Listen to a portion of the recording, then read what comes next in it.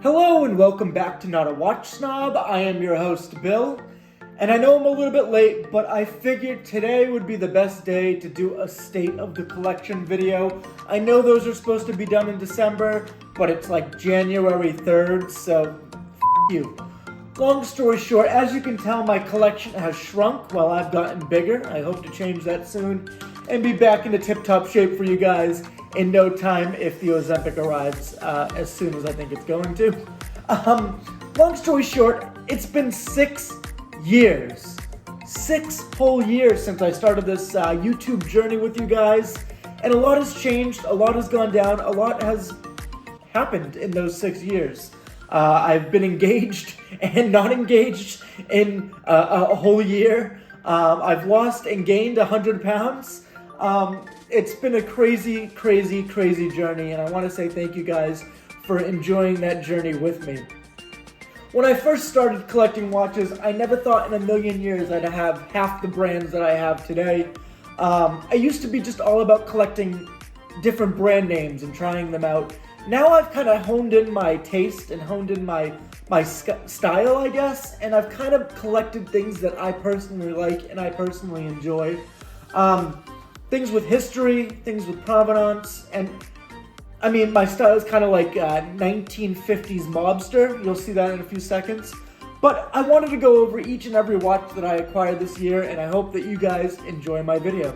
Let's check them out together. Let's start off. As you can see, I kind of arranged these watches from my favorite to least favorite, and I'm going to go over each one real quickly for you guys. I'm going to keep this short and sweet. I don't want to drag it out too long. Some of these State of the Collections, they go on and on and on. And I mean, I just lose interest. And I want to make it as easy for you guys as possible. So we're going to start off with an oldie but goodie. You guys have seen this one. The link will be up in the description somewhere here. We've got the Omega Seamaster DeVille. This was my grandfather's watch. The very first watch that got me into watch collecting. To be honest with you, if it wasn't for this watch, I probably would be a lot richer. And I just love this watch. It still works. It still runs. It is gold filled. I got the original band. I got the original price tag for it. I've got everything for this puppy, and I just love this watch. I don't wear it as much or as often as I probably should. I'm just afraid of damaging it, whereas the other ones, yeah, I spent a lot more, and I didn't get them for free. But it holds so much sentimental value because my grandfather's reaching his, 98th birthday soon or something like that in March. So, I don't want to damage it because it just reminds me of him and all the great memories we have together. I'm going to cry. I'm starting to tear up. You guys see that? I'm welling up. The next watch I have on my list is my Rolex Datejust. Now, this watch is just oozes style. It's from the 70s. You wouldn't even know it because they haven't changed the designs since inception. But the Datejust is just a tried and true watch. It's just got so much style, and it was only $3,600 when I purchased it a while ago, which, I mean, may seem like a lot of money, but the amount of times I wear this watch and get to enjoy this watch, I think that $3,600 is totally worth it. It's one of the most accurate watches I have in my collection, and I just think, it's so timeless and so elegant. I could wear it dressed up, dressed down with the Hawaiian shirt. Did you see that I'm wearing that for you guys? And it's great for every occasion, in my opinion. It's a great tool watch, a great sport watch, even though it's meant to be a dress watch. I have no problems and no issues with this watch whatsoever. A watch that I just got, haven't even reviewed yet, and I'm going to butcher the name, but this is a Jaeger-LeCoultre, which I believe is just a JLC. I might be butchering that name, but it is my very first solid gold watch. I'm talking band and everything. It is completely solid 14 karat gold. Everything on this watch is original, and it just shines like the friggin' Empire State Building.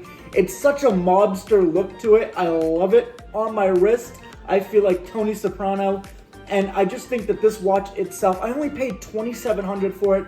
I think you could easily get $5 or $6 grand. The gold value alone is $2 grand.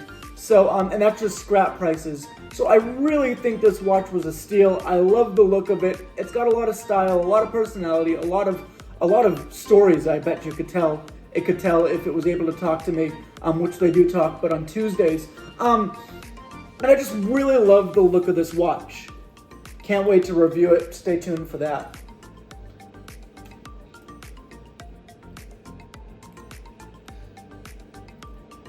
All the crazy shit I did for you night, those will be the best memories. The next watch, I'm in the middle of reviewing. I gotta go to a bunch of different museums and places where there's nice light, is the Emar Paget Square 1960s watch. Now this is also solid, I believe 18 karat gold. However, the band is not obviously solid, it's a leather band. The original band, Emar Paget, original band. Now you want to talk about accuracy. This thing's from the 60s and it's accurate to the second. I mean, this thing is definitely the most accurate watch that I have, besides quartz, obviously. And it's just a stylish, beautiful, thin little bastard of a watch. And I like wearing this. It's great for dress up. It's great for special occasions. And it's one of those watches that, you know, secretly you're wearing an Emar Paget and not one person knows what you're talking about or that you're wearing such a luxurious watch. And I love that understated and subdued luxury. So in case, you know, I'm walking around these mean streets of Framingham, I don't want to get robbed. They'll see, oh, what this guy's wearing an old man's watch.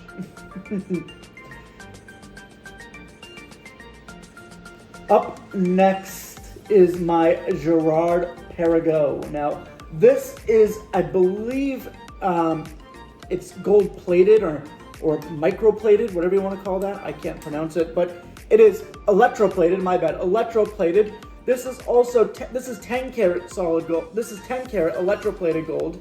And this watch is just really funky. It's so 70s and 80s that I just love the look of it. I love the dial on this watch. Like I said, it's just an in-your-face 70s, 80s design. I could definitely see someone like Polly Walnuts wearing this watch and getting the most respect in the world. Oh, this respect. Oh! And what I really like about this watch is it actually has an adjuster. And, you know, back in the 80s, I feel like that was a big deal.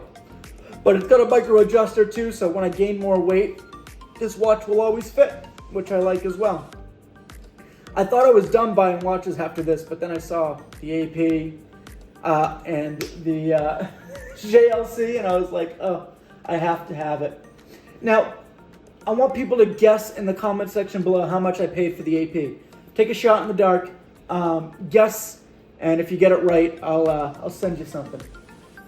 Up next, we got a watch that I thought I'd wear a lot more. I haven't really worn it as much as I probably should. It is the Longines. Now this is another white 14 karat gold watch. Not solid, I believe it's electroplated as well, or just regular plated.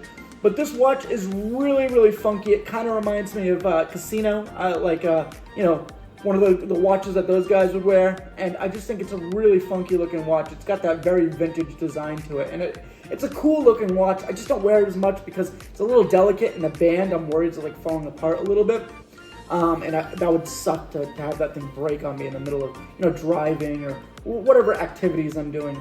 But I do like this watch a lot as well.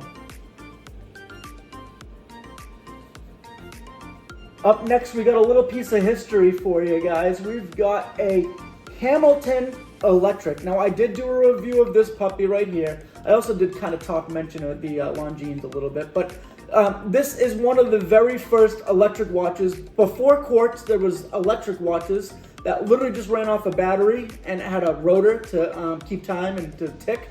And this is one of the very first of its kind. This is not the original band, but I do have the original box for it. It is 14 karat gold plated, and it's just a really cool watch because it stands the test of time. The fact that, you know, this is it's a piece of history. It's the very first electric watch, one of the first electric watches in the world, which I think is just, it's really cool to see, and it's just a sharp looking watch on the wrist. It goes well when you're trying to be all beachy, and it's got this beautiful brown leather band. It's just a really sharp looking watch. After that, we're gonna move on to the Benrus. Now this is definitely a Franken watch. It has a Rolex logo on it. It's got a tiger's eye dial. It is definitely gold plated. but it's also an integrated bracelet. It kind of looks like the JLC a little bit, but obviously not as nice. But for, I think it cost me $20 for this watch. For $20, you really can't go wrong with this watch. It's a good looking watch.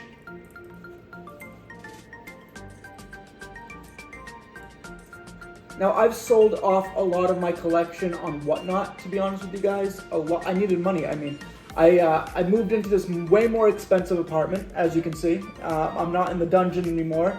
And because of that, it cost more money, and I also took a pay cut because I changed careers.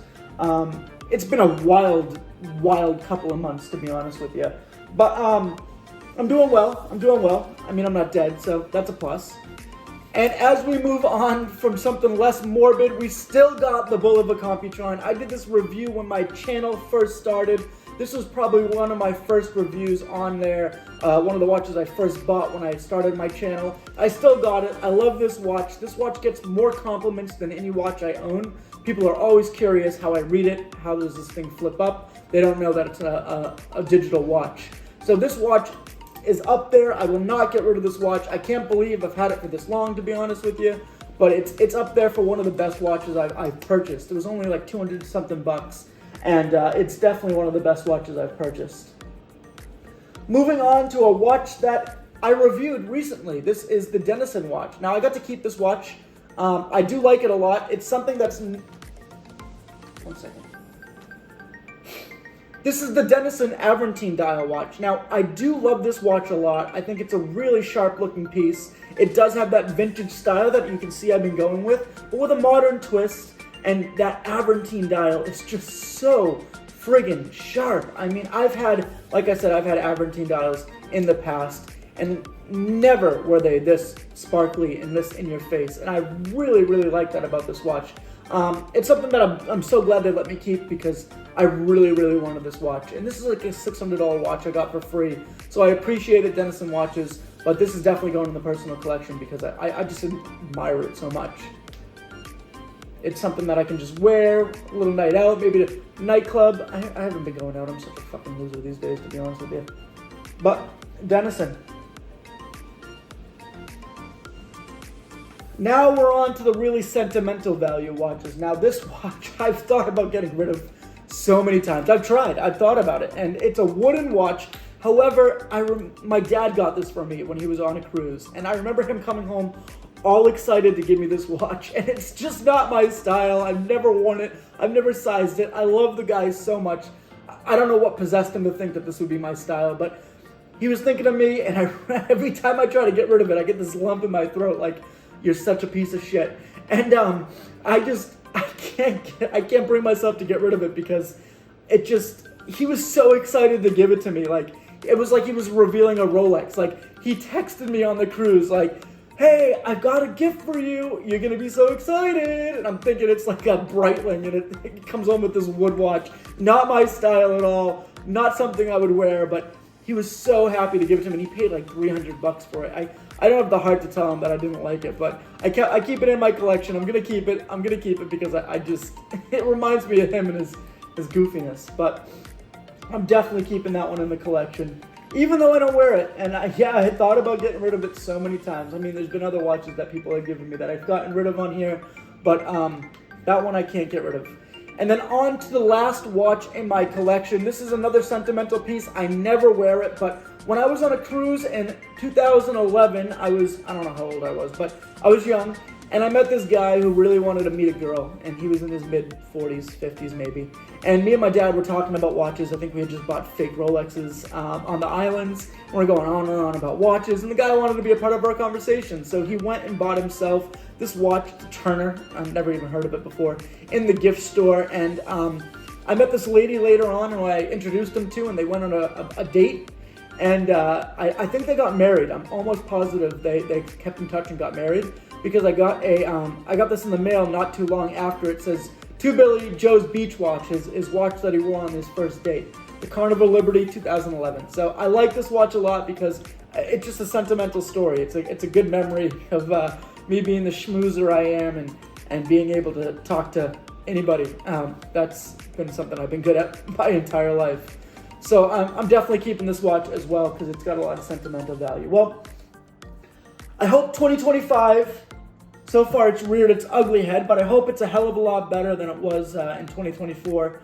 I hope we're all blessed coming into the next year, and I appreciate you guys sticking with me. I know I haven't been frequently uploading videos as often as I should, but I've got two newer watches I'm going to review for you guys, the JLC and the Emar Paget.